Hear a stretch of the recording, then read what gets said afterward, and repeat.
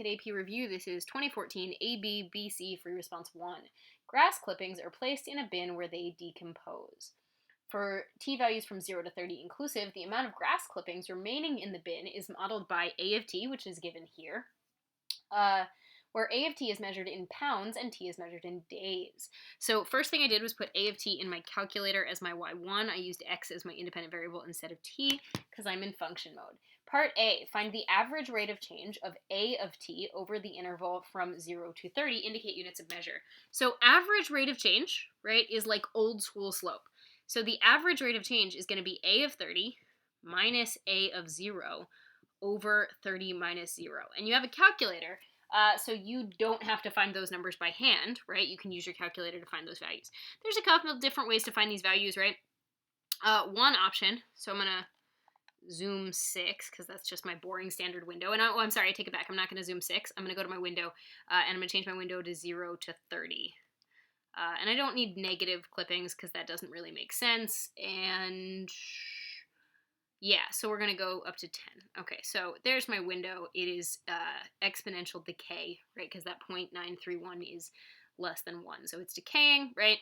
Okay, so if I want to know the average rate of change, what I need is A of 0, right? And there's a couple different ways to find A of 0, right? You could do trace and hit 0 for your x and hit enter. That y value, right, which is the 6.687, that makes sense because it would be this thing to the 0, right?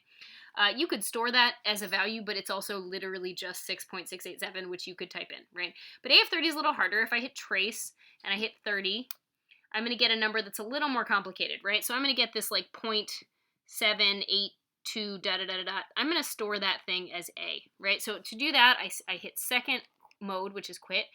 I pick the y value, right? So alpha y, and then I store that as alpha A, right? It's going to be alpha A, right? Alpha A minus this 6.687, right? Divided by 30. So I take that number and I divide by 30.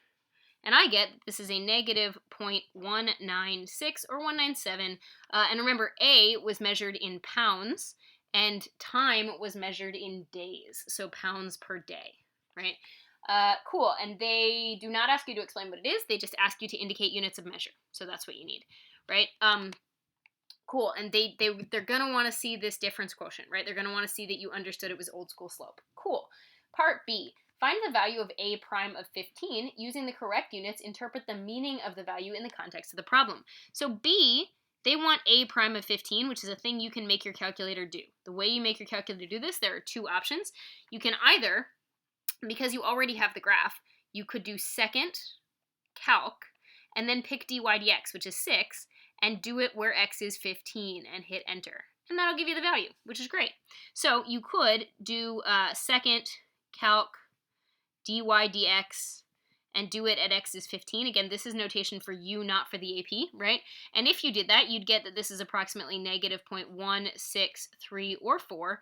And A prime is still that rate of change. That's still going to be pounds per day, right? Now, the other way to do this is to do math 8, right? If you did math 8, you would get n derive, right? And you could do n derive of y1 with respect to x at 15, and you'll get the same answer. So either of the ways you do this, so again, that would look like this. Math 8, right? Oh, sorry. Quit out of that. Didn't mean that. Math 8, right? Vars over to function, pick y1, comma, with respect to x at 15, and I'll get the same answer, which is the same answer that I put right here, right? Either one's fine. So I get that value, and then they ask you to clarify what it means, right? So what this means is that the amount of clippings in the bag is decreasing by 0.163 pounds per day on day 15. Okay, so things you need to have here, you need to make sure that you're explaining with units that it's, and that this is, that the amount is getting less, right? It's decreasing, and you need to mention that it's on day 15, right? Or when t is 15 days. Okay. Part C, find the time t for which the amount of grass clippings in the bin is equal to the average amount of grass clippings in the bin over the window from 0 to 30. Okay, so that means you're going to have to find the average number of grass clippings in the bin from 0 to 30. and then set that equal to your a of t, and then solve for t. So that's a lot of stuff. Okay, so part C is actually asking a whole lot of stuff. Part C wants you, they don't expressly ask you to find the average number of clippings, but you kind of have to, because they want you to take that and set that equal to a of t, and then solve for t. So if you haven't found the average number, you can't set it equal to a of t and solve for t. So first thing we have to do is find the average number. So the average number of clippings, the average of any function, the way we always find an average of a function is we integrate the function over an interval and divide by the width of the interval. So this is going to be a 1 over 30 minus 0, the integral from 0 to 30 of a of t dt. Now, I don't have to find that by hand, right? I can make my calculator do that work, and I'm going to. And what I want to do, right, so after I find this value, I want to set this value equal to a of t, and then I want to use my calculator to solve for t. So basically what I'm going to do is I'm going to find this value, and I'm going to store it probably as like b, because I haven't used b yet. And then I already have this guy in as my y1. I'm going to put b equals y2, and then I'm going to use second calc intersect to do the work for me, right? So let's walk through how that's going to look, right? So actually, that's an interesting prospect. I might not have to store that as b. Let's try a fun thing. So what I'm going to try, and I think it's going to work, is I'm going to try typing this entire integral into the calculator as my y2. Now, I should still write this workout because the AP is going to want to see that this is what the average value is, right? So I'm going to type in 1 divided by 30, right? I'm going to do math 9. I'm going to do vars y1 with respect to x from 0 to 30, right? So basically, I typed this entire value, which I know has a numerical quantity, into my y2, right? And I want to set that equal to a of t. So the AP needs to see you know that these things are equal. And then they don't really care how you jump down to what your t value is in days, right? They don't see the ugly work that comes with figuring out the answer. So let's see if this works. Okay, I'm going to graph them. Now, one of them is going to be the curve we already have seen, and the other one should come through as a constant, right? Because this is a number. It looks ugly and disgusting, but it should just be a constant value. We're going to see if it works. It does. Now, it's graphing really slowly, right? It's graphing really slowly because I made it find the integral as part of the function. And you can see, like, the poor calculator is miserable. You see that line inching. So maybe this isn't the better plan. Like, maybe it is the better plan. It does work. Totally works. But, man, the calculator is hating me right now. And, like, I'm not loving it either because you can see how much longer it's taking. But the intersection point that I want is right there, right? And it's still not even at the point of intersection that I want yet. I'm curious to see. I don't think it's going to let me stop that either. I think it's going to keep working its way through. Like, we're not even, like, I can see the point of intersection, but we're not where I want it yet. So what I'm going to do is I'm going to second quit if it'll let me. Cool. So I got out of there. That was not awesome. So what I'm going to do is instead, I'm going to go delete that y1. Or that y2 rather, and I'm going to go ahead and do the work for this and store it as b because that worked mathematically, but yikes. So I'm going to do math 9, right, vars function y1, comma, with respect to x from 0 to 30, and it should plug out this number pretty fast, which I'm just going to store as b. And then now, when I go ahead and put b in as my y2, this should go a heck of a lot faster. So here comes graph 1, and hopefully we have a nice, easy, constant line coming through nice and fast.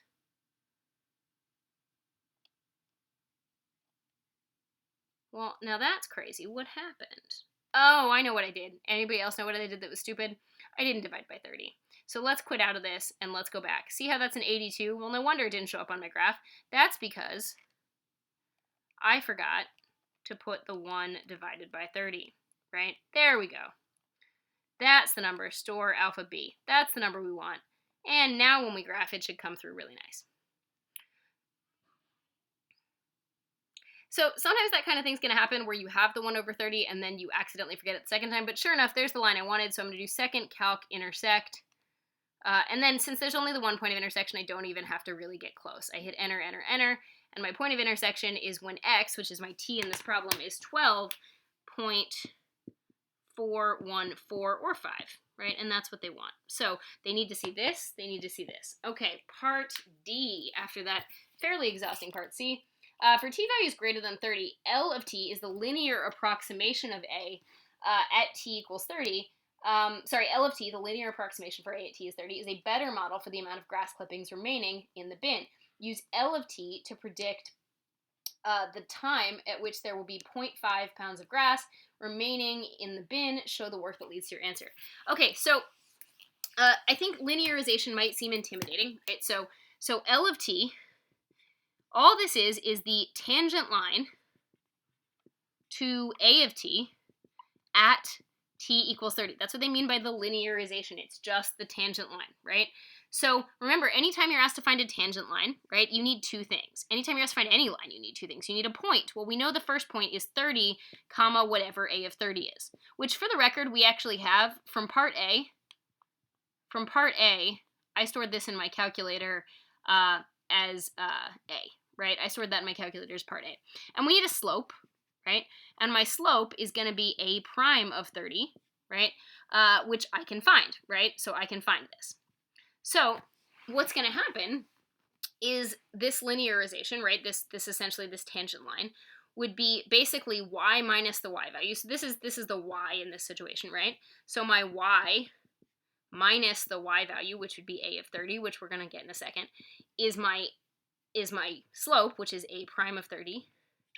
X minus the x value, but in this case it's t minus the t value, right? Because it's not. So what ends up happening is my L of t is basically A of 30 plus A prime of 30 times t minus 30, right? So what they want you to do is they want you to plug in that the amount left is 0.5 and then solve, which is not really all that awful. So there's a couple ways you can do this, right? One way to do this, you are going to have to find these numbers, right? So you have A of 30. If I were you, I would find A prime of 30 and store it as something else, right? So if I want to find A prime of 30, right? So to find, I already know that I stored this guy as A, right? But if you weren't sure, you could definitely check and see if you stored that as A, or you could recalculate it and store it as A, but I did store this as A. So this is what I typed in my calculator as A, right? So it's my A, right? And then I've already used B for something, but it doesn't really matter. So to figure out this guy, I'll just call him C. So I'm going to do math 8, which is n derive, of the thing I called y1, which was that A function, with respect to x at 30, right? And so I'm going to store this as C. So I'm going to call this guy C, right? And they just told me I'm supposed to plug in a 0.5. So I get 0.5 equals the thing I called A plus the thing I called C times this t minus 30. Now, you could actually solve this if you want. It's not particularly hard to solve. Or you could do second calc intersect to do it. It doesn't matter. If you choose to solve it, you're going to get 0.5 minus A, all divided by a C, equals a t minus 30. So your t is going to be 0.5 minus A divided by C, all plus a 30. You could also have done this where you put this in as like y3 and you put this in as your y4 and you second calc intersect. Either of those are fine. So I'm going to type in 0.5 in parentheses. I'm going to do a 0.5 minus alpha A divided by alpha C plus a 30. And I'm going to get that T is approximately 35.054, and that would be in hours? Days. Sorry. Days. The end.